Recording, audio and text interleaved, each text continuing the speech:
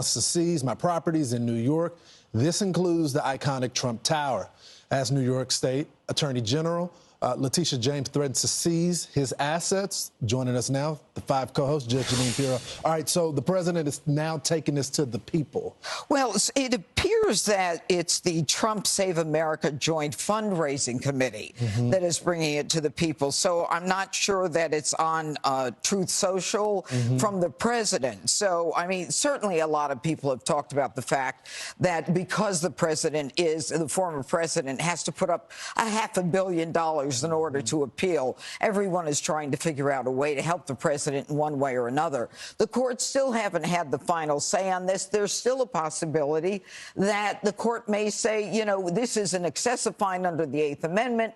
Donald Trump should be able to appeal without putting that kind of money up. Judge, we had Ashley Merchant on. She's the Trump co-defendant lawyer. This is what she had to say yesterday. Watch. At this point, it's in excess, and there are a lot of people out there that are waiting for their day in court, and I think they should get their day in court. There's a lot of people in civil cases that cannot get trials until 2028. I mean, we're regularly getting trial dates for 2028, 2029.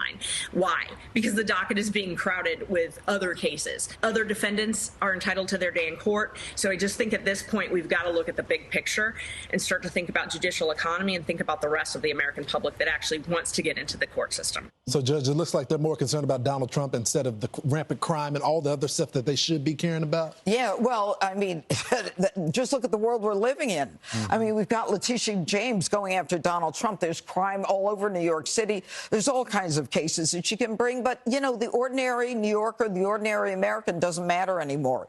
It's all about lawfare. It's all about going after Republicans as candidates. So, Judge, I learned some yesterday, and you've been prosecuting cases for a while, but apparently, according to AOC, RICO is not a crime. Let's play it. What is the crime, sir? Specifically. You asked me to answer the question. I answered the question. No. RICO, you're obviously not familiar with. Corruption Excuse me, sir. Excuse me, sir. Excuse me, sir. RICO is not a crime. It is a category. What is the crime? It's a category of crimes. Judge, you know what I always say, loud and wrong. You can be loud or wrong. You can't be both. That's right. And, you know, the amazing part is she is so out of her depth on this. She has no idea what she's talking about.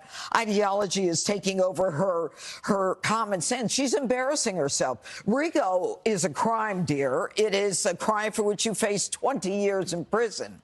And the fact that she's trying to shut down Tony Bobulinski was trying to explain to her that it is a racketeering crime. And if that's the case, if RICO is not a crime, well, then it's time to open up the prisons for all those poor individuals who've been convicted of a non-crime and let them out. And it's time for Fannie Willis and Nathan Wade to get them back on that cabin that they never went to and to stop with Donald Trump. I mean, you know, she is so embarrassing herself here. It is a crime. Anyone knows it's a crime. It's a pattern of racketeering activity, and it clearly is, according to Bobulinski, covered by the Biden crime